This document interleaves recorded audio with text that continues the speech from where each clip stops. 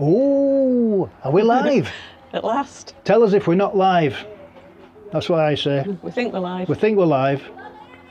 But anyway, we've had a few problems. Sorry we're late. So what, we're late? 7 minutes late. Do apologise. The internet went off, didn't it? It did. What can you do? Nothing.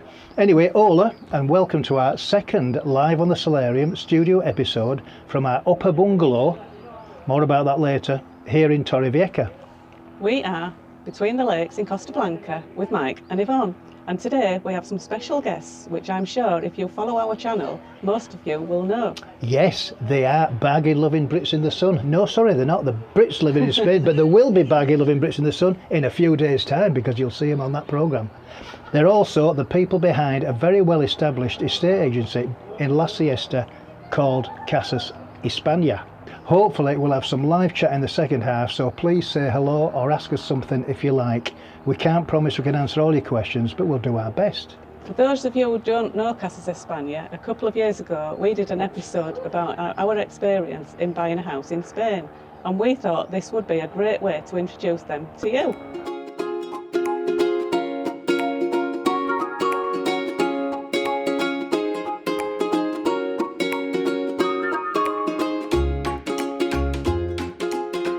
We started looking online at home like most people do. We looked at different areas, different properties, different prices to see what we liked. We have in fact heard of some people that have bought online without actually seeing the property or its surroundings. They're very brave. Very brave. We think having a couple of trips out to the area would be a great way to see if that's what you're after. That's what we did. Yeah, we made 2 or 3 trips. We looked at different properties, dozens of properties in different areas. We saw different estate agents, and this gave us a great insight into what we thought we wanted. Our second trip out with Casas España, we viewed an upper bungalow in Altos del Limonar. And that just come onto the market, so we were the first to see it. They had a large solarium, and that was a big selling point for us. It also had 2 bedrooms and a big balcony. It was just what we were after, and it was in a good area, near to everything, and it was only a short bike ride to the town of Torrevieja and the sea. We thought about it overnight, and then we decided that it probably was the one for us. So we went down to Casas España the next morning, and we put in an offer. The service from Casas España was really good. But I wasn't happy with the kitchen. It felt dark and enclosed. I like open plan, so the wall had to go to make way for a brand new kitchen. We also had a boiler fitted, and the rest of the house was painted. Gareth at Casas España arranged all the building and renovation work, and they did a great job for a very fair price. They also recommended a solicitor, Sheila Garcia, to do the house purchase. And not only did she do the conveyancing, but she also did our Spanish wills, which is something everyone needs to consider when buying property in Spain, because your UK will does not cover Spanish property. So we bought the house in February 2017. Both Casas España and Sheila Garcia did a great job for us, and we would definitely recommend them to look after your property purchase in Spain.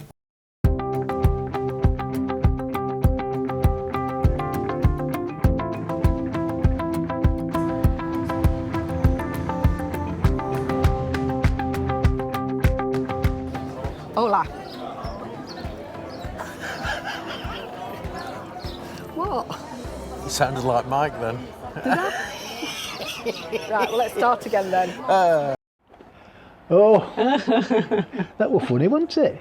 Now, Yeah. So now's the time to introduce Helen and Andy from Casas España, and what we said earlier on about the bungalow, I just want to ask them something, because people keep saying that we don't live in a bungalow.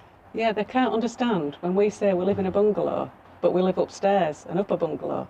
Why is it different to the UK? I know lots of you might already know us. Right, here in Spain, lots of property types have got different names to the name that they'd have in the UK. So a bungalow here in Spain is basically something on one level.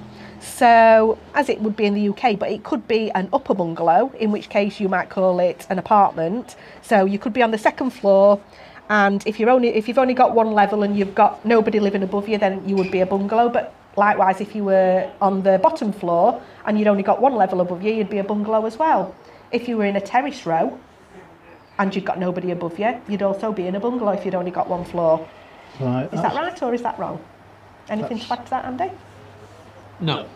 Only a single level. If it's 2 levels, then it's a duplex. Yeah, if it's a single level, not if it's in an apartment block, because if you're in an apartment block, then that is an apartment. But if you're if there's nobody above you, or there's only 1 floor above you, and you've just got a single level, you are a bungalow. So Mark and Yvonne's property is an upper bungalow. Right, and you've all seen it on the video that we've just shown, so you know what it looks like. We've got steps going up to it, and a quad seems to be the thing as well, doesn't it? It's part of a quad. Yes, right, the quick one for the quad. If you look, imagine looking at a building from above, bird's eye view. If you imagine that's cut, as if it's a cake, looking at it from top, cut it into 4, Like each one's that. a quarter, so You get a quarter, that's a quad. That's a quad. And you can have a quad bungalow, or you can have a 2-storey, which is still a quad. Right. Yeah, so quad townhouse, or sometimes they get called quad villas, depends on who the agent is, etc. Yeah. Right, brilliant. Okay, well, I think it's time for the first question. Yeah. Shall we put the first question up? I think we've got a few, haven't we? Let's have a look. We've got a few questions. We've got about 13 questions. Can I just say before we start, we're not Yeah. tax specialists, we're not visa specialists. We will answer the best we can the questions that you've asked. We do know a few sort of tax and visa answers, but if it's anything more specific and more specialist, we can pass you on to a specialist to answer those questions. Yeah, so if you have a look here, Mike's put a QR code. If you scan that QR code, it takes you to our website, not Caster's, but our website, and on there are a couple of articles. There's also some contact forms. You can fill those in, and they will only go to the necessary people that will be able to help you with your query if we can't help. Yeah. We Right. don't want to give any misinformation. Yes. Okay, so let's have a look at the questions. The first one is from Chloe. Hi, and Chloe. Hi, Chloe. Here it is. Okay, what extra cost do you need to budget for when buying a property? Say the advertised price is X, what would be the total cost to get the keys in your hand? Right. The first thing to explain is that you've got to imagine Spain a little bit like the United States of America. And it's made up of lots of different autonomous communities. And each community have their own parliament and have their own tax levels. So we're going to be talking about the Valencian community and maybe the Murcian community, because there is even a difference in the tax amounts that you pay between these two communities. Now, when you buy a property here in Spain, when you see a property advertised for sale, it never includes the purchase tax. Now, when you buy a property in the Valencian community, the purchase tax on top of the property price is an extra 10%. In the Murcian region, it's an extra 8%. So you need to budget 10% on top for the Valencian community, 8% on top for the Murcian community. But also, you would be responsible as a buyer for land registry fees, notary fees, and you'll also have your solicitor's fees. So really, in the Valencian community, you need to budget roughly 15% extra to the property price. If you do that, you'll come out with a little bit of money in your pocket. And in the Murcian community, an extra 13% on top of the property price. The difference there is that's for resales. It's similar, very similar for new builds. In Murcia, it's 10, so it's like being in Valencia. As a rule of thumb, if you are in the UK, if the exchange rate is 1.15, 1.15. yeah, 1.15 or more, if you've got £100,000, you need to be looking at properties worth around about €100,000, because the extra money that you'd get on your exchange would cover your taxes and your fees. exactly. Okay, that's good.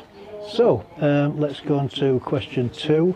How easy, and this one's from Rob, how Hi, easy Rob. is it to Hi, buy Rob. a property in Spain to make it into a holiday rental? Now, again, it depends on the area that you're looking to buy your property that you want to use as a rental property, and what sort of rental you want to make the property into. If you want to have the property to use it for long-term rental, so if you want to get a long-term tenant in, that's quite easy. You can just buy your property, find a long-term tenant, make sure that if you're going to rent it out, you need to have a rental contract that's written in Spanish, because contracts here in Spain are only valid if they are written in the Spanish language. So it's written in Spanish, and then it's maybe in a translation of English so people know what it's saying. So that's easy for long term. If you're looking to get a property that you're going to rent out short term, then really you need to get a tourist license for that property. And here's the problem. Some areas in Spain now are not issuing tourist licenses because they feel that the market is oversaturated with tourist rental properties. So it depends very much where you're looking, and the requirements to get your tourist license differ from one town hall to another. So some town halls may only ask you for a couple of documents. Other town halls it might be a lot more difficult. And as I've just said, some town halls are just not issuing tourist licenses at all. So it's worth investigating first the area that you're going to buy your property to see if it's going to be possible to get a tourist license if you're wanting to do short-term lets. But then you need to have all the health and safety bits in place that town hall says is a requirement. Finding people to actually rent the properties is not a problem. There are a lot of people looking for holiday rentals and long-term rentals. The other option you've got as well is you can actually buy properties with the holiday license in place. Just another thing to bear in mind, if you're going to have a property here and use it as a holiday let, you do need to pay tax for that here in Spain. It used to be that you had to do a tax return every 3 months for that, but they've just changed the rules, and now you can put your taxes in once a year, as everybody else does, but you need to pay for your lets here in Spain if you've got a Spanish property. The taxes off the top of my head for here as well for a non-European resident for holiday lets? It's 24%. Okay. If you're in the European Union and you own a property here, it's 19%. Question number 3 from Janice. If you own a property for yourself and not for rental, can your family, i.e. adult children, also use it if you are not there, or are there local restrictions?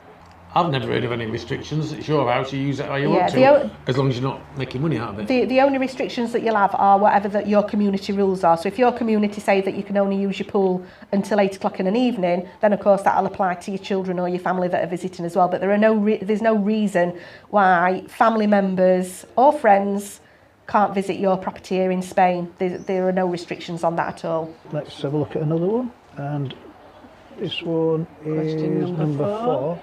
Right, go for it. And this one's from Kev.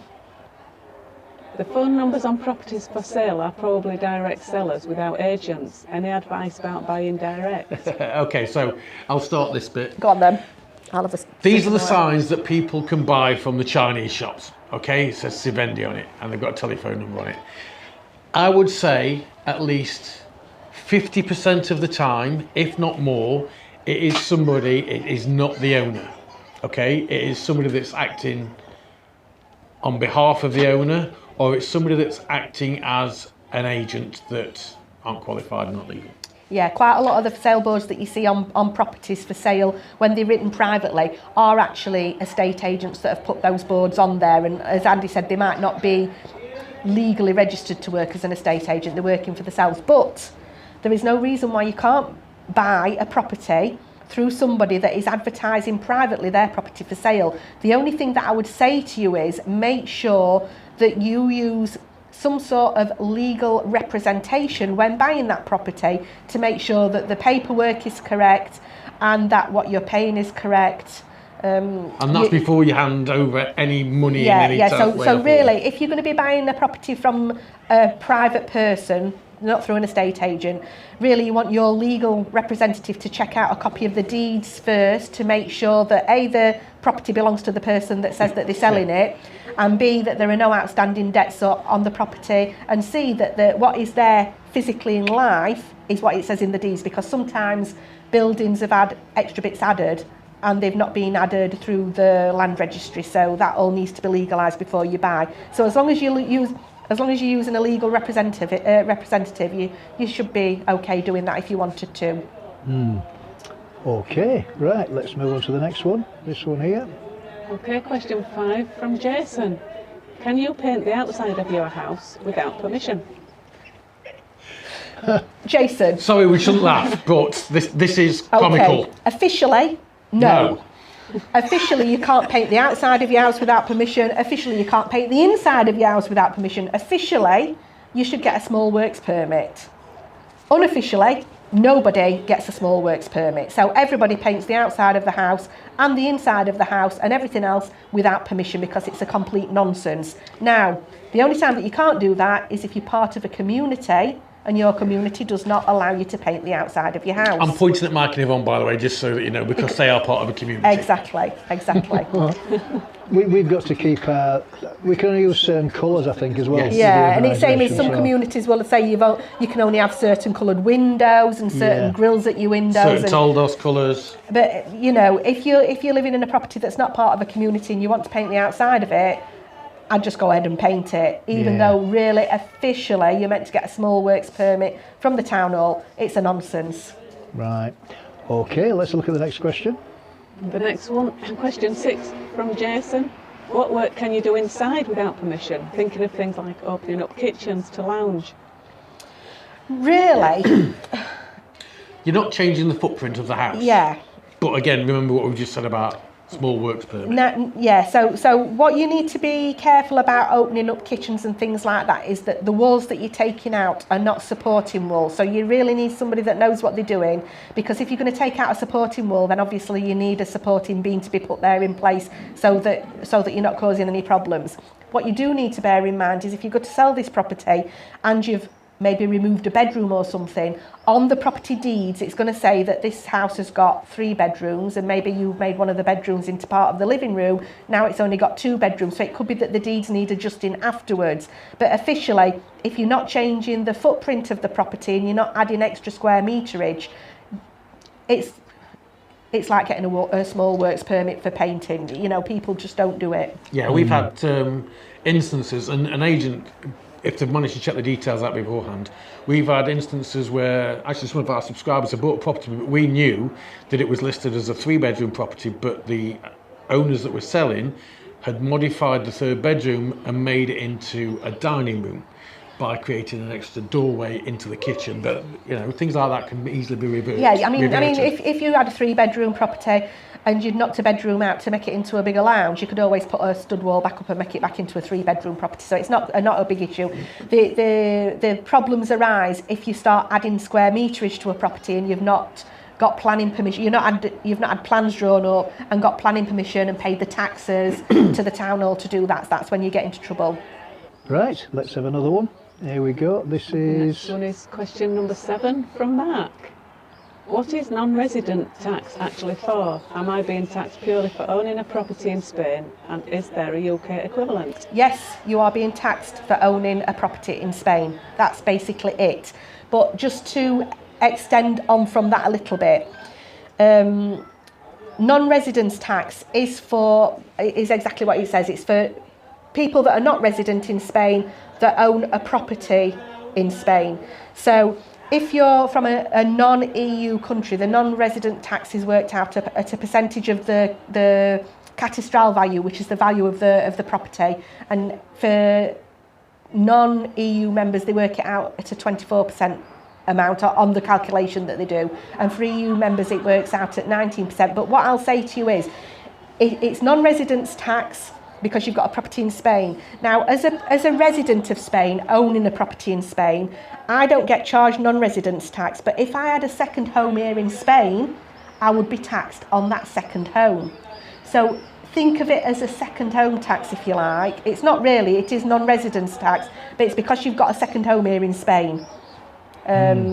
But if you think of it like that, if I had a second home here in Spain, I would be charged on my second home. Makes it a little bit easier to swallow. I don't think there is an equivalent in the UK, but if you consider the council tax that we pay here in Spain, plus your non-residence tax, it's still a lot cheaper than the council tax you're going to be paying in the UK.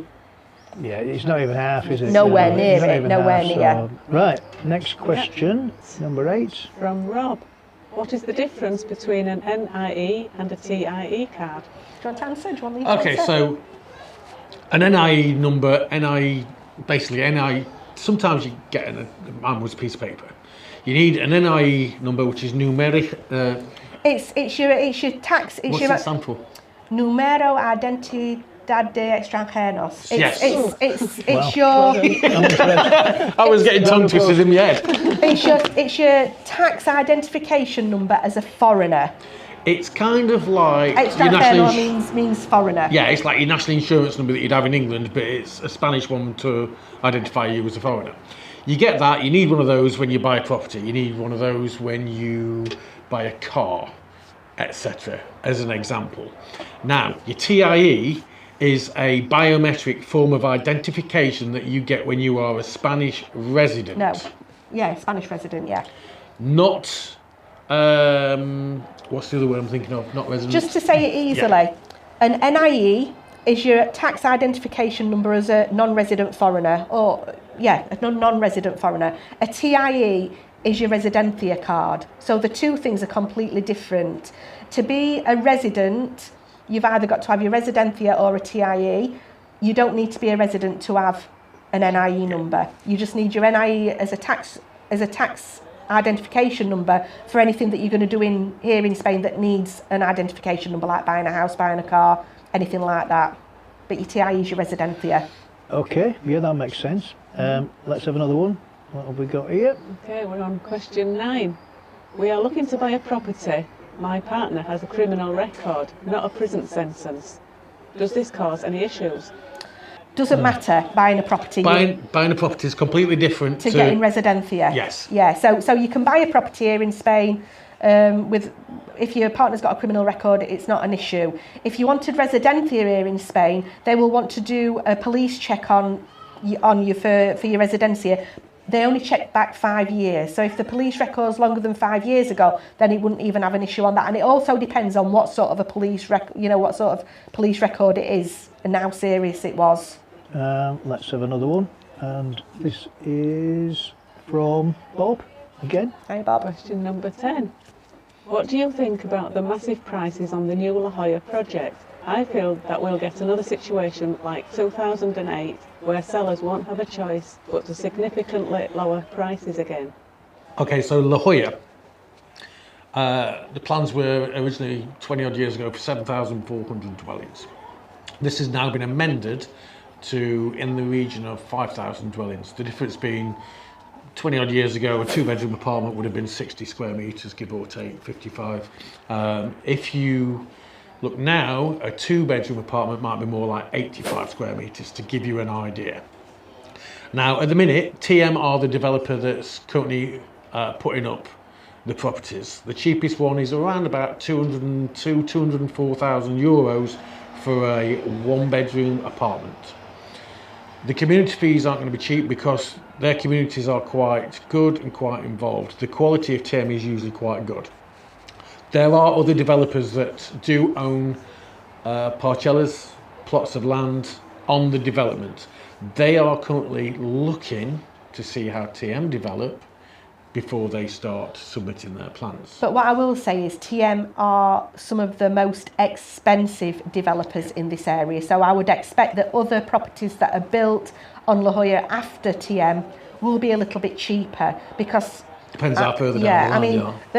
Don't get me wrong, TM properties are beautiful, but they are ridiculously high in price, and I agree with that's my personal feeling. I think that if I were going to be paying 200 and something thousand euros, I would want a villa, not a 1-bedroom apartment. But we all want different things. I mean, what you'll find is the people that's going to be buying the properties that they're making over there aren't necessarily going to be the people that's going to be buying something they're going to necessarily move into long term. As a rule, they would look for that sort of money. Literally, El Chaparral, San Luis, La Siesta, as Helen said, you can get villas, decent villas in that sort of price bracket. But what you're saying about it pushing prices down, I don't actually agree with that. At the moment here in Spain, it is 100% a seller's market. So at the moment, demand really outweighs supply. And property prices are increasing gradually at the moment all the time. And I think when the La Jolla development's done, when it's complete or when it's partly complete and they've started selling the properties there, I actually think it will have a beneficial effect on the property prices in the area for people like me that live here, for Mark and Yvonne that are across the road from it. I don't think it'll have a negative effect on our property prices because it's going to make it a more desirable area. We're going to get more bars, restaurants, amenities.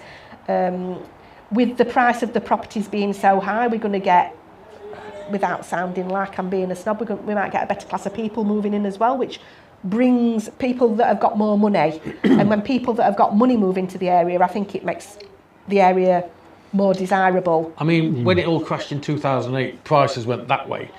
As I understand it, a lot of it was potentially due to non-residents that had mortgages on second properties that basically couldn't afford them for whatever reason, and they were just giving the keys back to the bank. So the bank suddenly had a glut of properties that they needed to shift. That were a lot of the problem. That were a lot of the problem. To get rid of the amount that they got, they dropped the prices. Yeah, and also in 2008, property prices had gone up like that, which is unsustainable. At the moment, it's creeping up, but creeping up gradually at a more sensible rate. But properties like they're going to be building in La Jolla, I don't think are going to have any sort of detrimental effect on our property prices at all.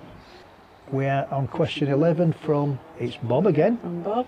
There we go for And Bob. Bob says, But not hi, Bob. No, not hi, Bob. No. I am an artist. How easy would it be for me to find somewhere cheap to buy in Torrevieja to paint? I only need a space about 4 by 4 metres with some decent large windows and a washing area to clean my brushes. I Yeah, couldn't work there out we go. Let's have a go whether with that. it was wanting somewhere to live and do the painting, or somewhere just for the painting. If it's somewhere just for the painting, you possibly be better off renting somewhere with big windows. It's the big windows that's thrown me a little bit. If you're looking for somewhere to buy that you could stay in, and it's only for the painting. I mean, here by law, for something to be considered a property to live in, it's got to get a habitation certificate, and it's got to be a certain square meterage as a minimum. So the size that you've just said is a lot smaller than that, obviously. So if you only want something 4 by 4 metres, then perhaps, I don't know, maybe renting a unit, a commercial unit or something like that. But Or buying a commercial unit. Yeah. I mean, they are some about. But if you want somewhere to live and it's only the size to be able to paint that you're interested in, maybe just look for a studio apartment, because lots of studio apartments have got really nice big sort of patio doors at one end. So one wall is a full patio door, which of course lets the light flood in. And then you've got your bathroom area and your kitchen area, but your kitchen area and your living area and your sleeping area is all in one, because it's just a studio. And you could pick a studio up. How much do you think you could get a studio for? It is ridiculous. Maybe about €40,000, do you think? 40, 45, yeah. Yeah. For the Sol apartments, Sol studio apartments up at the top of La Siesta, they're the ones that had all the patio doors at one end, so yeah, something like that. Yeah, I mean, they've gone up quite a lot recently, but we're struggling really at the moment in this area. We're struggling to find anything under sort of about 65,000 euros, even just studios and 1 bedrooms. Things have moved up a lot, so depends what you really. I'm not quite sure 100% what you're asking for, whether it's somewhere that you want to be able to live in or just somewhere to do your painting. If it's just somewhere to do your painting, maybe a commercial unit might be a cheaper option, and of course you'd have the big shop window as well. If you buy a commercial unit new, just bear in mind they come with nothing. You have to get the walls plastered and everything, so probably a second-hand one would be a better option. Okay, so I think we're on the penultimate question now, number 12. And let's see who this is. It's from Jason. So this question from Jason: why are there so many properties that seem to be abandoned in Spain?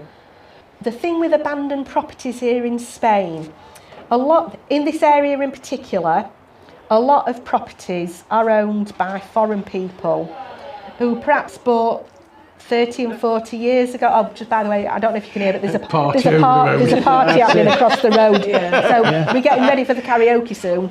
And the fireworks. Yeah, and the fireworks. A lot of the properties, as I was saying, belong to people from abroad have brought them. So now those people are elderly. Maybe they've gone back to their own countries. Maybe they've died. Sometimes the Spanish authorities don't know who the next of kin is. So don't know who is to inherit the property. So that's one problem. Properties have been left because the person that owns them have died and they don't know where to find the family members.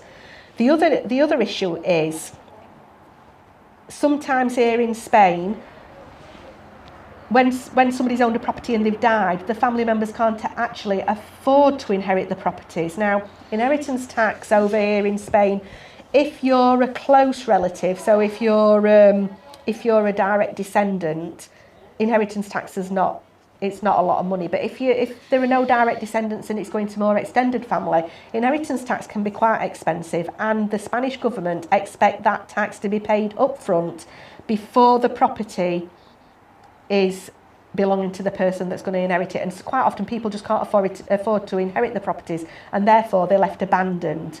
Sometimes they might, why else would they be abandoned? Sometimes if you see them on the side of the road, to Russians. Sometimes if you see them at the side of the road abandoned, they've been abandoned because perhaps there's been a compulsory purchase for a road to be built, but they've just not demolished the property that's there at the side of the road. Or maybe they're not even legal, if it's a rustic one. Yeah, sometimes if it's a rustic property, maybe they were never legal. There are lots and lots of different reasons, but I think a big issue in this area in particular is when people have died back in their own countries, or maybe the Spanish authorities don't even know that they've died. Yeah. So they're just left abandoned. That could be an issue. Somebody just commented for Bob, who's talking about doing his painting and decorate, or his painting, his artwork. Yeah. Suggested maybe a garage would be okay. Yeah. Possibly. But if you need the open, if you need a big patio window, I don't know whether a garage would be possible or not. Patio door and shut on the outside. Yeah. And a sink. And a sink, yeah. So, but I think we're on the last question now, and let's have a look. So this is from it's from my next door neighbour, Andy. I bought my property here for 47,000. If I sell it for 80,000 and upgrade to a new property at say 120,000, how much capital gains tax will I pay? Right, this is a little bit of a grey area. Officially, you shouldn't pay any capital gains tax, because here in Spain the law is if you've bought a property, regardless of the price, and you're investing, and you sell the property, and you're investing the whole amount into a new property here in Spain, you bypass capital gains. But what you do need to do is get a decent legal representative working on your behalf so that does happen. But that's officially what it should be. So if you buy a property, like you said, 47,000, if you had to take a mortgage out for 30,000 to buy that, you do pay the mortgage off first, but you've got to invest the rest of it into a new property here in Spain, and then there should be no capital gains to pay. Right. Okay. Well, that's a great answer. And I think that's it for questions. That's it for our sort of scripted questions. And now I think it's time for some live chat. Okay. And we've got quite a bit. Have we not, Yvonne, I think? The only thing I'd say is if anybody bangs anything through now, there is a delay in the response that they'll get. Yeah, there's a bit of a delay there. So let's see what we've got here. We have a bit of baby crying over the road at the party. We've got the babies crying. Obviously not give them any beer. We've got the live chat on the screen. So we've got Trina Bright. Hi Trina. Hi Trina. Hi Trina. Hi Trina. Jason K. Hi everyone. Hi Jason. Hi Jason. Marco Dynamo. Good evening from Doncaster. Hi Marco. Hi Marco and Lindsay probably, I'm guessing. We've got Bob. We've got It's Bob. living in Hi Spain. Bob. Hi Bob. Hello everyone. Bob is actually He's over sat there. behind He's sat over here. He's supposed to be the bartender, Say hello, but Bob. he's not. Sack him. Come and say hello. Hello Bob. Bob's here. He's looking after the wine. Yeah, he's doing a good job. Is he? He's topping you guys up. I don't know. He's emptying them bottles. That doesn't sound like Bob. Where are we? Jason Evening Yes. from Oh, yeah, Jason Source Properties, yeah. Right. Yeah. They're getting gradually Barrydburg. noisier and noisier across Very there, good. aren't Yeah, they? it's getting a bit louder, we're isn't sort it? of competing with them, Yeah. aren't we now? Well, we're getting to the end now. We're not doing Well, bad. I we'll just mean, go good through all time. these. Just need to go back up here because I went to the bottom. He went to bottom. Went to the bottom of So those stairs. where we go? Let's have a look. So, Marco Dynamo. Right, Barry here. Tina Bright's giving us thumbs up. Marco's saying hi Bob. Hey. Marco said hi, Bob. Jason says hi Bob. Yeah. You have? Yeah, we're getting down. They're getting down to them on the Yeah, Yeah, everyone's yeah, just so- reading through everything. Oh, that's yes. You're just saying hi there, aren't you? Yeah, that's a good. You're in the right place. I've just seen something I'm going to add to it. Somebody's just had about buying whether it makes a difference if you've got an Irish passport or a British passport. Doesn't matter. Okay, as long as you get the NIE number, which your legal representative can get on your behalf as part of the buying process, it doesn't make any difference when it comes to buying a property, whether it's an English passport or an Irish passport. No, that's just when you come to getting resident here if you want to move over. So that's two different things you need to bear in mind. They're completely separate. Buying a property is completely separate to living here in Spain permanently. Yes. Right. Okay, Barry Debate, we would like to buy a place like yours. How much would that cost now? These? Okay, I would say I would expect these to be now, off the top of my head. It depends on the condition. I wouldn't be surprised if we see some of these 85, 90. I have seen them as little as 70.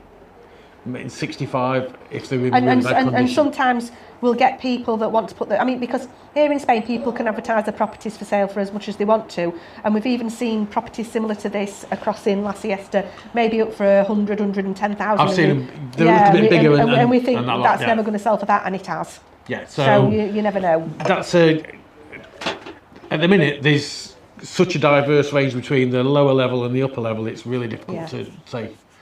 Yeah. Sorry, I can't be any clearer on that. We bought ours in 2017, and it was we paid 59.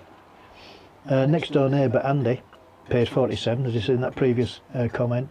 We've got Gary around the back. He bought his in about 2008. No, before that, before the crash. Yeah. And he paid 90 something. Yeah.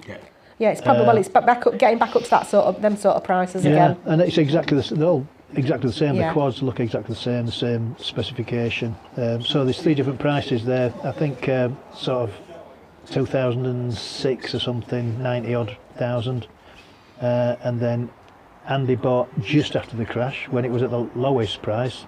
He paid 47, and then we paid in 2017. By that time they'd gone up to 59. Yeah. So a big diversity, isn't it? Yeah. It's really. But they're back up again now, and I think like you say, Andy, probably around about the hopefully 80. Yeah. I would say 80, 85. I would say like 85, depending on condition and spec. Yeah, I'd like to think it was 85 or possibly 185, but that's been a bit wishful thinking. Wishful thinking. Right, let's go back to the chat. Okay, Margaret Burney says hi. Our turn now. Good evening from Mick and Kath. Hi, Mick and Kath. Hi guys, can't be long before they're moving over for good actually, thinking about it. Moving over to Casada. Martin, good evening. Hi Martin. Hi Martin. Not sure if Angela's with him. Yeah. We've got Nigel, best getting Irish citizenship. Yeah, that's always the best If you way can around do, things, isn't yeah. it? Yeah. As an aside, if you don't mind me mentioning it, we've actually got a video that we did with a visa specialist. Yeah. The guy is, if you've been to a place in Sun Live in the UK the last few times when it's been on, Birmingham, Manchester, I think, London. Yeah. He was on stage talking about visas, visa options, that sort of thing. We did an interview, we had a chat with him. The video was out last week, I think it was. It's on our channel. If you hit the QR code that Mike's been putting up, what you'll find is there's a video on, you can get to the video that way, and it's just a chat to talk about visa options, and he's doing free Zoom calls, free WhatsApp calls to give people a better idea of what the options are. Yeah, because even visa options really very much depends on your own personal circumstances, because you might think you want one type of visa, but it might actually be more beneficial for you to get a different type of visa. So if you need any information about that, we can put you in touch with Alex, and he would give you a free Zoom call to discuss the best visa option for you. Yeah, we saw that programme, didn't we? Yeah. And it really was excellent. I thought it was probably the best visa thing I'd seen, in terms of describing how the different visas work. So yeah, well worth seeing if you're interested in visas. It's the one to watch. Okay. Any more comments? So Martin Long, I up Martin. Sither. Hey up Sither. Yorkshire calling. Aye. Room for me and my tent on that roof, or as a glass mic. Oh, okay, then get over. Bring your tent. Bring your tent with you. Marco Dynamo looks like it's been warm today, Andy. The sky looks beautiful. I've been in the house most of the day. I went outside to wash the car because the cars are getting sun bitten. So I was out in it for maybe half an hour. It doesn't help. We've got all these fancy lights that Mike's got. I've got a pink top on, and you know me. You guys met me not so long since. I'm always red. It's probably blood, Blood pressure again or pressure. something. Actually, it's probably this. Oh, Bob, you sacked. Oh, do you want some more wine? Bob will bring it over. Yeah, Bob. No, get in, Bob. You're all right. That's never stopped you before, lad. Yeah, you can be a waiter if you want. Live on your look. Here is Bob. Look, here he goes. Look. I can make which camera's he on? He's on our. Oh, he's on this one. Here, oh, look at that. Star of the show. Can't be running dry, can we? Right, Cheers, Martin love. says, good question, Kev, re private sale. Yeah, we're fine, Bob. Yeah, we've got right. loads down here. What you say, Yvonne? Martin, good question, Kev, re private sale and purchase. Right. Oh, that was to do with the signs. Yeah, You know, the Sibeni signs on the thingy. Oh, yeah. Right, okay. Sophia says, good evening. Good evening, Sophia.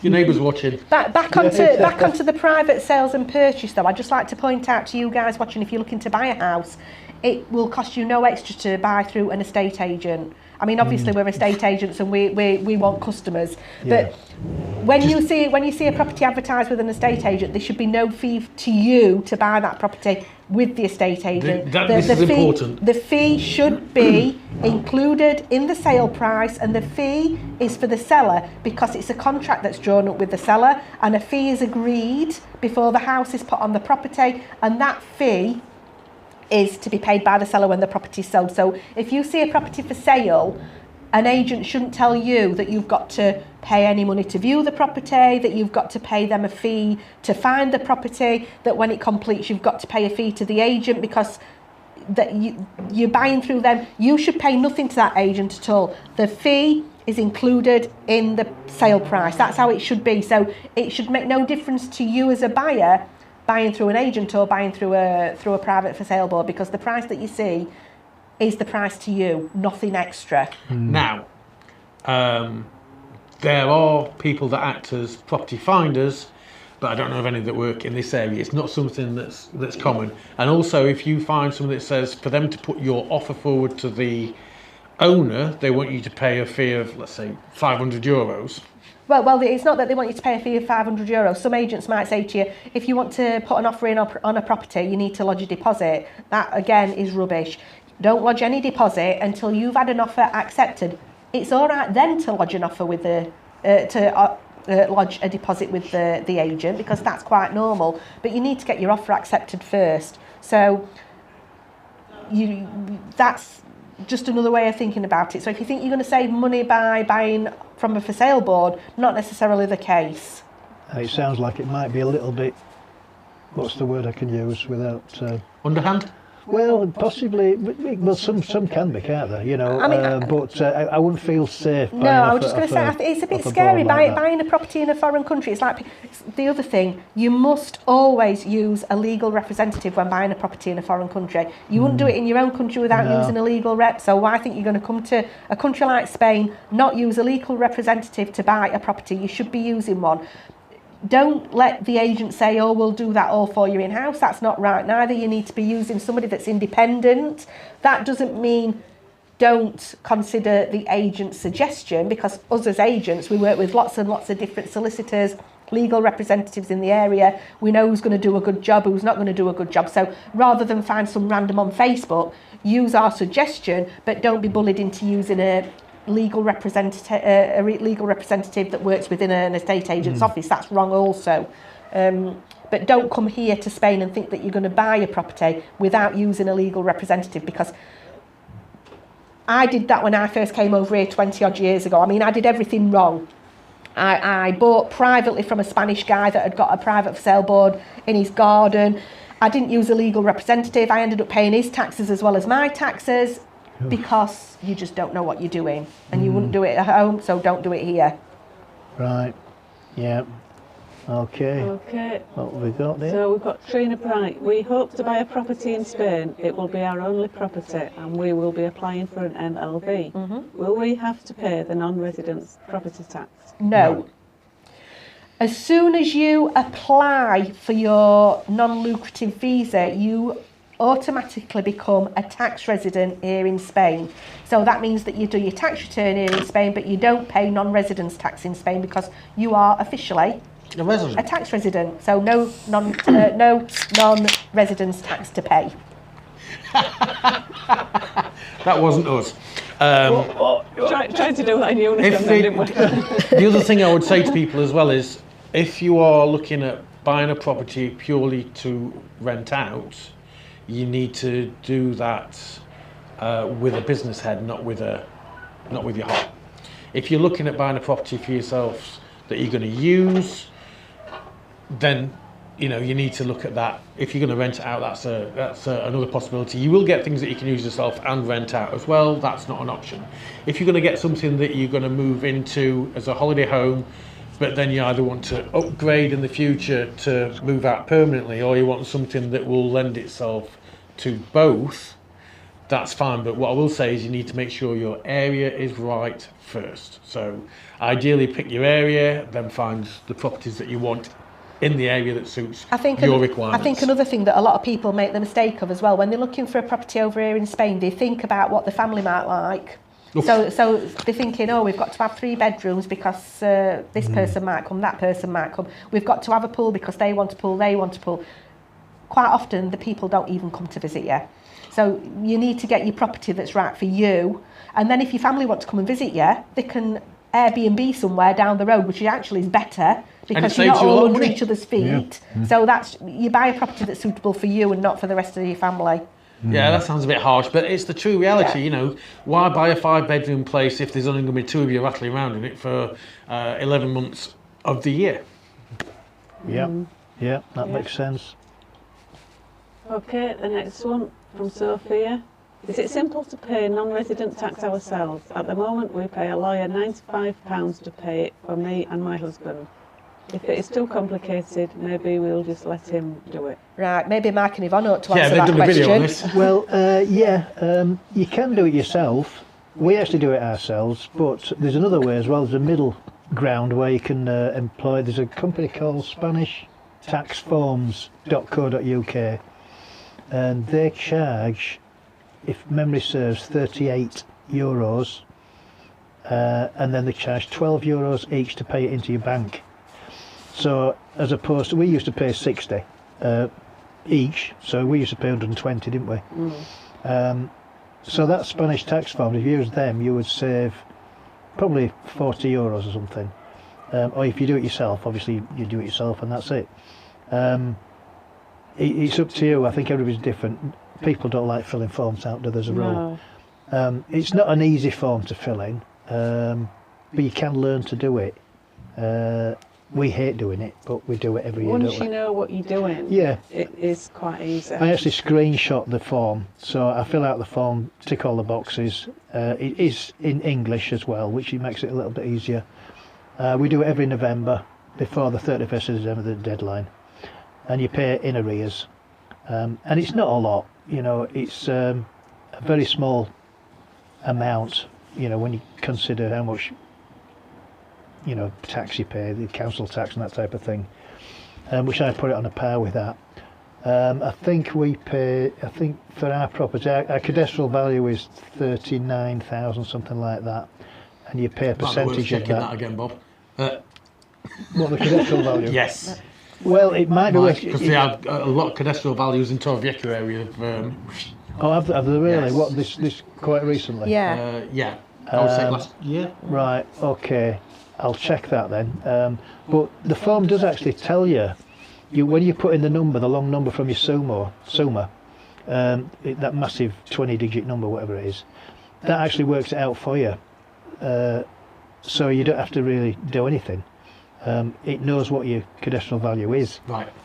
So we've not really, but it's not gone up. It's not changed in the last what, 3 years? I think it's been the same. And just to let people know, what is your non-residence tax? Because it's only a very small amount, and it's not a massive amount at all. The actual amount last year we paid, when it was 19% when we were in the EU. Yeah, it's 24% now. And now it's 24%. When it was, we used to pay, what is 67? I can't remember. 67 euros each. And now I think it's 87 euros each. So it's that the difference between the 19 and the 24%. When we left the EU, it went up to 24%, and it made about 20 euros difference each to us. So it wasn't that bad. But when you think the whole thing, you've got 87, so 170 euros. It's not a lot really. And if you don't pay it, it goes on to the it goes to the property, doesn't it? It gets left on the property. So when you come to sell it and you haven't paid it, then that debt will be on there. Yeah, so you've got to make sure you pay it.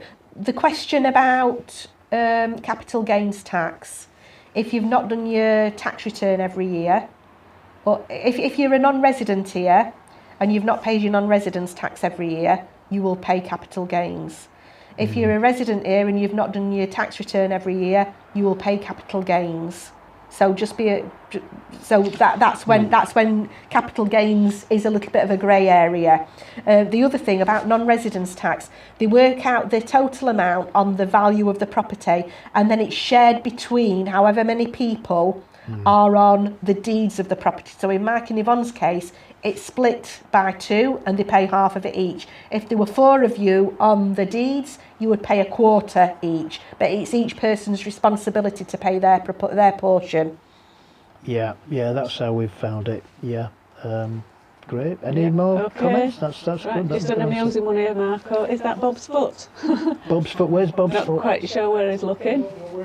I think they're on the end of your legs. Bob's put his foot in it again. Okay, Danny De Bruyne. Right. Now we met Danny, didn't we? Yes, we did. In Torrevieja. Yes, we did. Hi, Danny. We saw him in the casino. Yes. The other day. Yeah, nice to see you. Nice to see you. We didn't click. It was you. Obviously, we don't see people. We people write to us and make comments and things. And you introduced yourself to us at the casino, but we didn't actually realise it was you. Until we got back home. Until we got back home, and then we realised it was you. Yeah. So it was lovely to meet you. Anyway, Danny's saying, will the cadastral income will it be higher if a new kitchen and new bathroom are installed? No. The cadastral value is the town hall don't know what the properties look like on the inside. It's worked out from really the value of the land that it's sat on and the type of property that it is. If you have a second floor built on, then the cadastral value will be increased. But unless if you're keeping the footprint of the property the same but you're improving it inside, then the cadastral value will stay the same.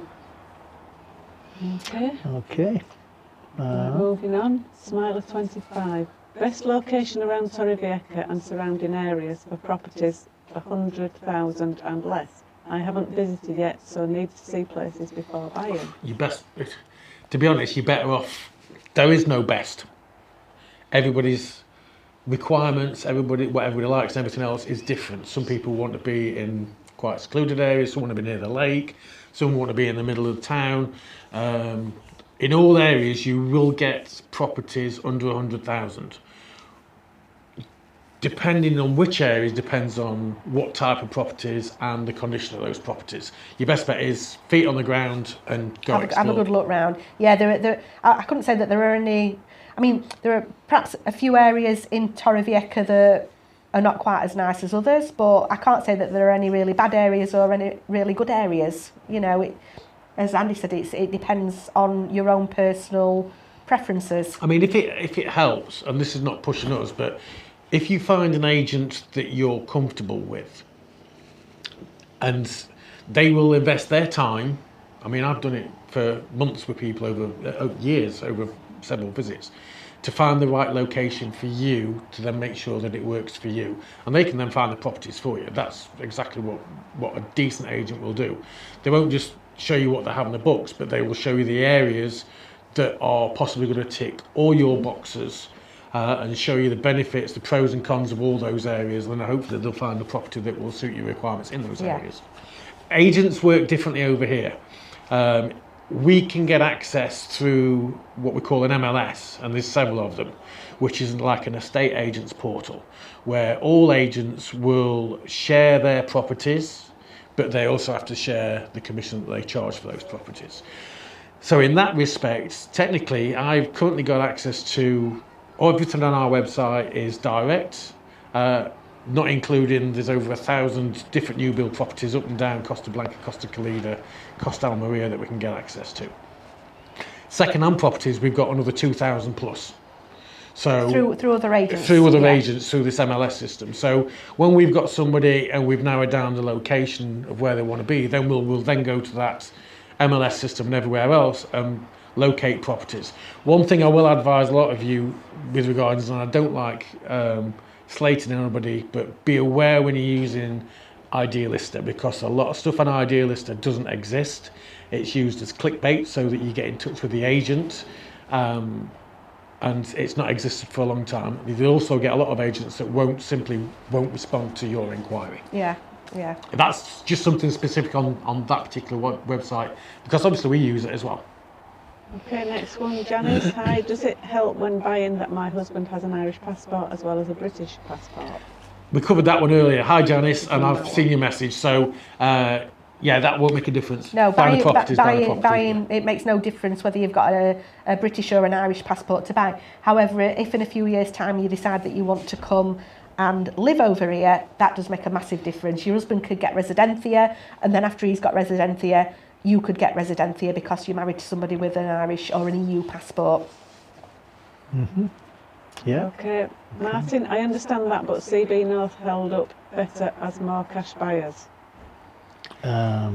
Is he referring to something that was said earlier, I think? Probably something to do with the prices and things like that, or maybe when the know crash is happening. Yeah. Right. Okay. Okay, Jed Tierney, as I near retirement, health is a big concern. What's the medical care situation like in the area? Well, can't see it now because it's dark. Over there, on the other side of La Jolla, is where there's the Quirón Medical Centre. So that is... it's a hospital. Hospital, sorry. And that is national health type hospital. It's a private hospital. So here in the area, we've got it depends on where you're coming from and whether you're going to be getting a visa or whether you're just coming on holidays or whatever you're doing, because obviously depending on your intentions depends on the sort of medical care that you can get or where you can get your medical care. If you're going to be eligible for national health care, we've got Torrevieja Hospital, which is actually a university hospital. It's excellent. I've had quite a lot of treatment there myself, so have the rest of my family. We've got in La Siesta, I mean, I'm talking quite a small area here. I'm talking about the Torrevieja area, and in particular La Siesta and where Mark and Yvonne are here in El Limonar. This is not El Limonar, is it? Altos del Limonar. El Limonar is just two skips and a jump. We've got a national health doctor's surgery in La Siesta. There's a private clinic as well in La Siesta, isn't there? I've not finished that though. Yeah, I'm talking about national health. So we've got these national health services here in this area, but also we've got lots of private health centres. So if you're not eligible to use the National Health Service, if you've got health insurance, you've also got lots of choice. In Quirón Hospital, I've never been to it myself, but I've heard it's very, very good. There are private hospitals in Alicante, private clinics here in La Siesta, in Casada. So the healthcare here is excellent. I don't think there's anything to worry about at all. Yeah, great. Okay. George Morrison, good explanation about the abandoned properties, Helen. Thank you. Magnus, if you can get a property for 100,000, 120,000, please tell me that is new. A new property. Possibly you could, enough, yes. Really? We've got access to some what we call new old stock. So they were built a while back. They haven't got a guarantee. They've never been lived in. They are technically brand new. They're not in this area. They're in Murcia. They're in Murcia. They're about an hour away. And yes, we do have some new ones there. Okay. Magnus, hi guys from Iceland. Yeah. Hi, Magnus. Hi, Magnus. Guidarun, is there any mozzies about? Well, we're not out here in the tonight. dark and we've got plenty of candles going. Just so you know, in this area, typically 3 days or more after it rains, yeah, we get mozzies. Yeah, most places get mozzies, you know, we live in... Near the equator, yeah. Yeah, tropical climates. There's a Facebook page for the Ayuntamiento, the town hall. You send a message there and say, we've got a mosquito problem in this area. You give them the street, and usually the next day, the day after, they're out spraying, gone, done. Yeah, it's a really good brilliant. service. It is, yeah, yeah. Now then. Okay. Gustav, hello from Planned. Planned? Hello. Is that Planned? Hello, Was Gustav. Is Planned a place or is that Does Poland? it mean Poland? It's perhaps Mr. No. Do you think it's Mr. No? Don't know. Anyway, I bet hi. he has. I think it's Poland. I think it's Yeah. Poland. Yeah. Hi, Gustav. Amanda Turner, hi from Lomas de Cabaroy. Hi, Amanda. Great content, Hi. Thank you. Good stuff. Martin says hi, Bob. Hi, Bob. Hi, Bob. Marco, yes, Lindsay here is. Lindsay, Oh, that's- here is here too. Yeah. That's Mark. Mark and Lindsay, yeah. Right, yeah. Roy Hardy, hello from Nottingham. Did you mention about getting your own avocado and not one recommended by the agent? No, what I actually said was that you definitely need legal representation, and some agencies will say that you don't need an agent, that they'll do your legals for you in-house, which we don't like that. We recommend that you get an independent avocado, but what I did say is don't necessarily Dismiss. dismiss the recommendation of the agent, because as agents we're working with lots of different legal teams and we know who can do a good job for you. So rather than use somebody that you find randomly on Facebook or the internet when you're doing internet searches, take the agent's advice, but not to be confused with letting the agent do the legal work for you, because we're estate agents, we're not abogados, we're not legal representatives. At the end of the day, you don't want a conflict of interest. The independent abogado is going to work for you, not for us. That's the crux of it. We will put people in touch with abogados, typically that speak the language of the client. So if we have a client that speaks Polish, or if we have a client that speaks Finnish, we can put them in touch. They don't have to use them. We can put them in touch with an abogado that speaks their language. It makes things a lot easier and a lot more transparent and a lot clearer, and it makes it go a lot smoother. I mean, Mike and Yvonne, we recommended Sheila. Now, we recommended Sheila because Sheila's Helen's solicitor, she's my solicitor, she's Gareth's solicitor. She's Bob's solicitor. She's Bob's solicitor. It gives you an idea. So Yeah. for us personally, we know people that are trustworthy. Now, we've heard quite often recently that people have when people have been saying to us, so how much will it cost us extra to buy? And we've said, well, you need this for your taxes, this for this, and generally speaking, this for your solicitor. We've had quite a few people saying to us recently, oh, well, we've been to this estate agent here and they've said we don't need a solicitor because they'll do it for us. That's what we don't like. yeah, because, it's not what we're qualified in, it's not what they do. Yeah. No, we were very pleased with Sheila. She was great. Did all our direct debits, everything really expected it, and plus the will as well. Yeah. The will writing thing, which she did free for us, or included in the price of the conveyancing. So yeah, we were well impressed with her. She was great. And she's lovely, Sheila. Yeah. Yeah. Yeah. Right. Okay. What have we got Reader, next? has the price of sun cream gone up recently? Oh, has the price of sun cream gone up? Do we think? I was looking at sun cream in Mercadona yesterday, and it seemed about the same price as it's always been to me. So Might depend on the brand and where you get it from. Yeah. Just as a quick aside as well, my dad's just commented there in the background, but you won't be able to hear him. Where if you use a solicitor as well, they will make sure that all of the taxes that are meant to be paid are paid, because that's another important factor. They will be responsible for making sure that the 10% that you're going to be paying is paid to the right place. And they'll obviously discover if there's any debt on the property. Of course, and they'll do everything. They'll also before completion they'll send an architect round to have a look to make sure that what's physically there in life is what it says it is on the deeds, and if it's not, the buying party, the selling party will need to rectify that before completion.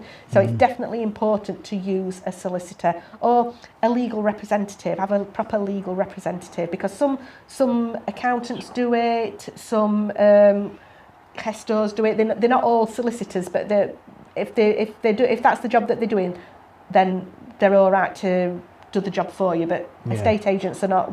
That's not our speciality. Okay, agreed, Ron. I recently knocked a wall down and made the kitchen open plan. The wiring and plumbing does not follow UK regs, so be very careful. No. Yeah.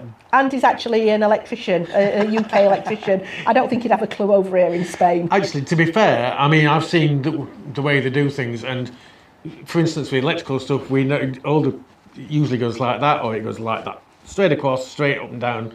Job done. So when you see sockets here, no, I've seen them go like that.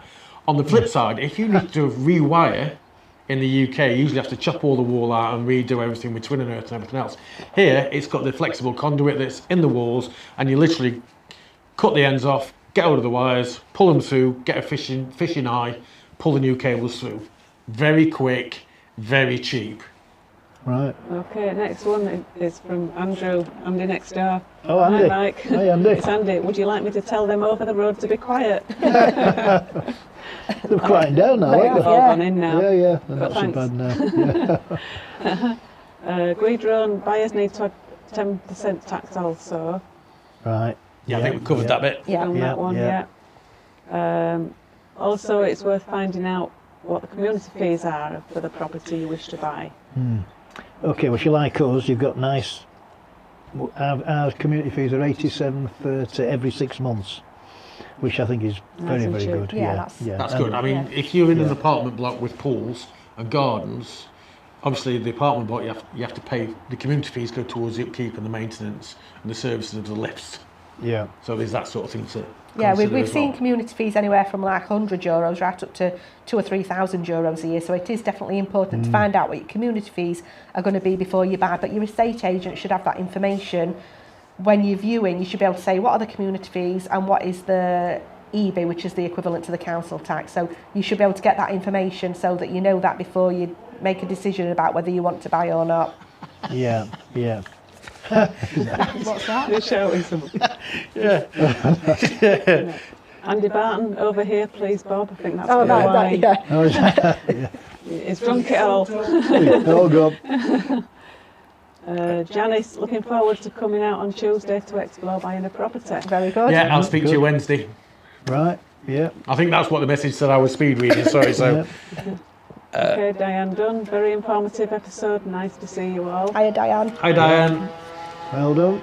Amanda Turner, the BLIS visa blog was brilliant, so informative. Thank you. We have got some more coming up as well on similar subjects. We've avoided doing work ones. Yeah, we weren't going to do any work videos because Maybe- that's not what our channel was Yeah, about. come on, but, if you know us, it's food. but people wanted work videos, wanted that information, so that's what we. Yeah, so we've got the ones in the park that we're going to be doing is including selling properties as well. Yeah, and then also somebody's asked us to do about schools, and also you might not know it, but I used to be a veterinary nurse in a past life, so we'll do about bringing pets over to Spain and things like that. What else did you say, Dad?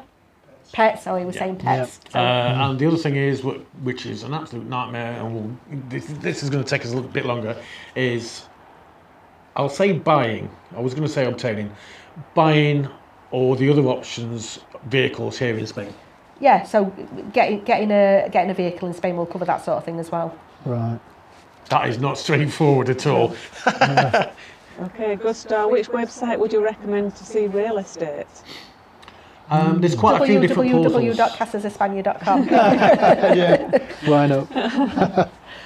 We advertise on Cairo. Think Spain. Cairo and Think Spain are great. and Spain Houses. Yeah. Spainhouses.net. Idealista, I've mentioned it before, and I've seen a comment as well where they've more or less agreed with what we're saying. Yeah. Rightmove, we don't tend to use. If you're hardcore Spanish, then you've also got like Mil Anuncios, but Yeah, that but, is. that's proper. So That's I think proper probably the best ones for foreigners coming over here: Cairo, Think Spain, Spain Houses. and Spain Houses. Yeah. Yeah. Okay. There we go. Deb Ward. Hi, Deb. Hi, Debbie. Debs. Hi, Deb. Yeah, Hi, hope you're guys. all right. Ooh, is that Deb that we saw on the bus? Yes. Yeah. Have a vino for me, she says. All right. Very good. Magnus, like the broadcast, no lag. Oh, good. Good to hear, because we had internet problems, but I'm just looking now, we've got 36 going up there, which is good. Okay, Roy Hardy. But many agents sadly do get a commission. A commission is another word for a fee. And we have to get paid to sell a property because Yeah. we're a business. Yeah. So our fee, like I've just said, is called a commission, is a fee for the seller, just like any estate agent's fee. The seller signs a contract and agrees to pay you a fee when the property's sold. So, of course, all agents get a commission or a fee because all agents are a business and we can't do it for nothing. You know, we've got premises, we sometimes might have clients out for days and days. We've got cars, we advertise on internet portals, you know, Yeah. we've got wages to pay for staff, just like any other business. So, of course, we get a commission or a fee. Yeah. You can't do it for nothing, Of can course, you? we can't do it for No. nothing. Okay, Paul Anderson, good evening to you all from Fuerteventura. We have just had an offer accepted on a villa in Casada. Hi, Paul. very good. Congratulations. Well done. Yeah. Amanda Turner, some agents charge the vendor a set fee, then charge the purchaser the same. This Right. happened to us. That's Yes. wrong. Right. That is wrong. There's one company whose name I'm not going to recommend. But you mean you're not going to mention? I'm not going to mention. Definitely not going to recommend. They work in such a way that they try and make out that they're transparent, but they're not. And again, it's use our in-house legal team, and we will charge you this much. If you don't, they charge you double. But then they charge the buyer and the sellers the same. Yeah, So it's not really. I can't say it's illegal because it's not illegal, but it's unethical to charge both buyer and seller. That's not how it should be. The fee for an estate agent should be charged to the seller because that's who you have the contract with. Simple. Okay, Magnus, hoping to buy a property in Spain. Great. hi. Good luck with that. Yeah, that's great. Sonia Freeman, our property's moving fast. We are looking to come out in September. We are looking on idealists, some being on for a while. Yeah, that's because they don't remove them from idealists. So Yeah. that's why they've been on for a while. Properties are moving really quickly at the moment. In fact, so quickly that a lot of properties that we're getting to put on the books, they're not even getting on the website, are they? We've got people waiting to buy. The properties that you see on Idealist that have been there for a long time, as Andy said, might not really exist. Some agencies, and this is another thing that I really don't like, might leave properties as properties for sale on their website for a long time because they look really good buys. Clickbait. And really, then properties might have sold 2 or 3 years ago. So we've not got many properties that have been for sale for a long time, have we? No. Here's just how things are working for us right now. On our website, there's a contact form where it's specifically for property mailing list. We've got a property mailing list. We send out all the new properties every week, and it currently goes out to between 5,000 and 6,000 people. These are people that we've had on our books since 2014. Now, if you want to be on that list, we can add you to that list. If we know people are coming out or looking for something specific because they've told us what they're looking for, as soon as something comes on, before we even get it on the internet, we're on the phone. Yeah, and it's a few times we'll like get a new property on, we'll go and we know somebody that's looking for a property like that, give them a call, say, do you want a video call? They get a video call and they're actually buying it without physically seeing it in life. Yeah, I mean, if we haven't got what you want, we will actually try and source what it is that you're looking for. Sometimes it takes a little bit of time. Yeah. Okay. All about Spain, Barry Haler. Hi, Barry. Hi, Barry. Guys. Good job tonight, he says. Thank you. Cheers. Guidron, you should always use a 100% independent lawyer, not one linked to the estate agent. Conflict of interest. Yeah, I think we've covered that bit. Yeah. Yeah. Okay. Angela Sider, does having a pool add any extra taxes? when the town hall are working out the value of your property, it might add a little bit extra onto that, so it means that you pay a little bit more, what's it called? What's it called in England? Council tax. Council tax. Your council tax might be a little bit more each year, but not a massive amount. If you're living in a community and you've got a communal pool, you'll have community fees to pay, and they might be a little bit more expensive if you've got a pool, rather than if you didn't have a pool. But it's not gonna add a lot more, really. Right. Okay, Sophia, thank you so much for answering. We think £95 lawyer fee is well spent. Better let him do it for us. To be quite honest, anything legal, I would, even though I've lived here for 21 years and my Spanish level is not bad at all, but I would rather let somebody that knows what they're doing do it for me rather than do it myself, because the red tape and everything here in Spain's a nightmare, and sometimes even just trying to download forms or whatever or get on the website can be a pain. Okay, Martin, I meant that prices weren't as badly hit in the Costa Blanca North as more cash buyers, whilst South had more buyers with mortgages through in the towel. Yeah. Martin, my lawyer allows a few visits if I have any problems included with the price for doing my non-resident tax. Guidron, is there a good legal way to avoid squatters? Right, okay, so as of this last month, we've heard an advert by Linear Directa, which is direct line in Spanish. They're doing an insurance policy that you don't have to have an insurance policy with them that's specifically it's a standalone insurance policy. Specifically for squatters, and it's less than €25 per year. How good it is, I don't know. Yeah, I wouldn't know how they were going to implement it if there were squatters in there. It claims to be able to recover lost revenue, rental revenue and things like that, and help with all the paperwork. And how in depth it is, I don't know. So I know there's been some laws changed with regards rentals this last six months to last year, but how it affects things like that, I couldn't answer.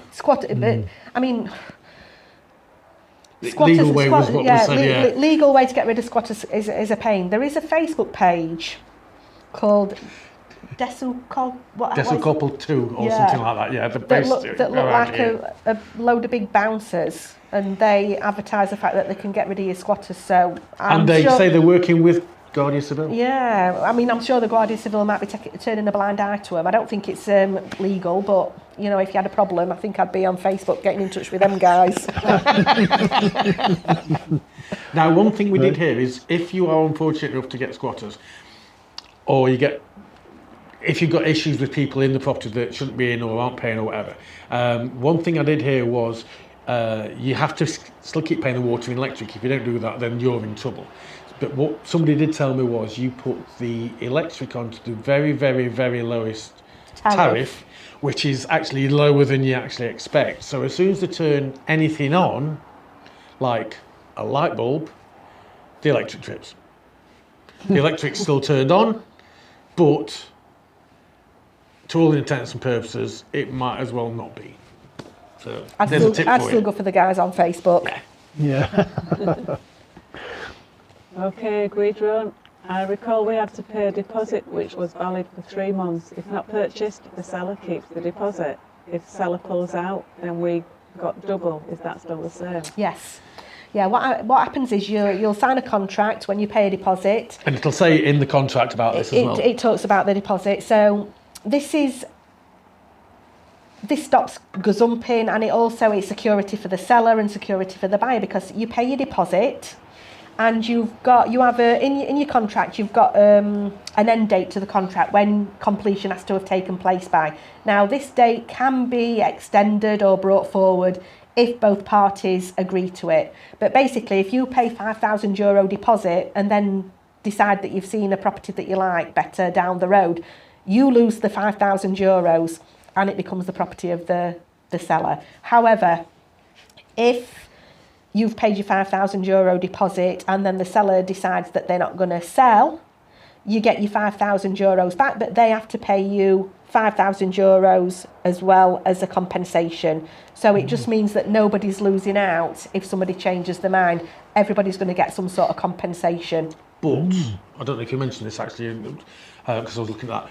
If there is an issue that can't be, a legal issue that can't be rectified, I didn't mention it, no. by the time you get to the notary for completion. So if there's an issue with regards an amplification for the property's not been done. So let's say there's a conservatory on the property that's not on the deeds. Technically, in most places and in most instances, that can be added to the deeds at the notary on completion at that point in time. At the cost of the seller. Yes. If it can't be done at that point in time, you then have the choice to either say, okay,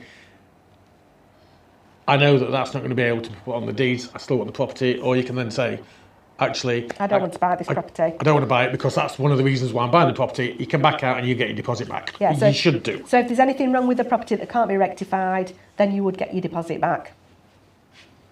Okay. Yeah. Okay.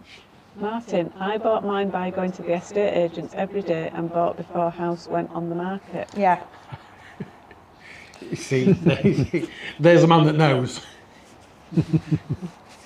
And Sophia, hi again. How many % commission should the sellers pay agents for selling property in Spain? Well, it very much depends on the agents and what sort of work they're doing for you. And depends whereabouts the agents are based as well. Yeah, I mean, in this area, we have some agents that say they charge you 999 euros, which I don't believe. And we've got some agents that charge up to 10%. Now, our agency charges 6% or 6,000 euros, whichever's the greater amount, and that's our fee.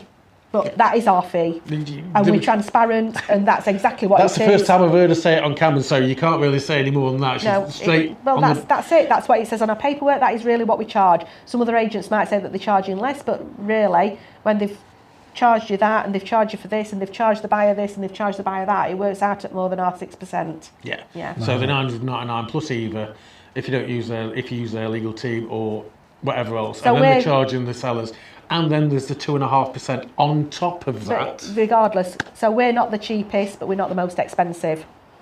There you go. But we Right. are honest. Yep. Good. Right, and we've Good. just had Yogi. Good evening, guys. Hi, Hi, Yogi. Yogi. Great to see you. Hi, Yogi. And that's the end of the chat. That is the end of the There chat. we go. Thank you, everybody. Yeah, thanks, Mike a and lot, Yvonne. everybody. Yeah, it's been great. Yeah, thanks for inviting us. It's been fantastic. We just got one We've just here. got another one here. How much cost is it to get an NIE number? I think most places are charging round about 150. I mean, you can do it yourself for 15 euros, but good luck. Yeah. Most places are charging about 150 euros to get you an NIE number. Now, to get an NIE number, you can do it Here, yourself. in Spain. Here in Spain, yeah.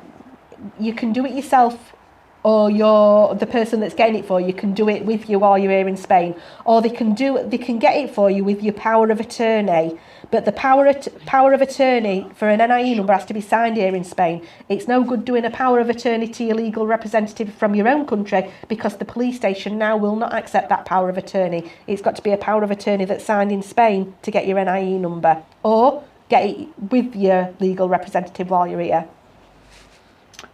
Okay, right, well, we're getting to the end now, and I think that's about it, you know. Okay. I think that's about it. It's knocking on now. That's the last It's one. nearly Christmas. Hi guys, nice to see you. Tony's finally caught alive. Oh, yeah. So, Nice to see you. See you. Bye. Send to the same business again. right, we'd like to say a massive thank you to Helen and Andy for being here. Thanks for having us, guys. Yeah, and taking Cheers. part in our stream. We've really enjoyed it. And We hope they've answered all your questions fully, and I'm sure they have. Yeah. If you have any more questions, there's a link in the description, or you can use the QR code. Thanks also to you, our viewers and subscribers, for taking part. so, on that note, it's time to wrap the video up. So, it's a thumbs up if you enjoyed the video, a thumbs down if you haven't enjoyed the video.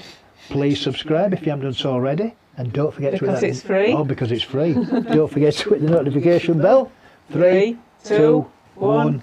Ding! Adios. Adios. Adios. Adios. Yay.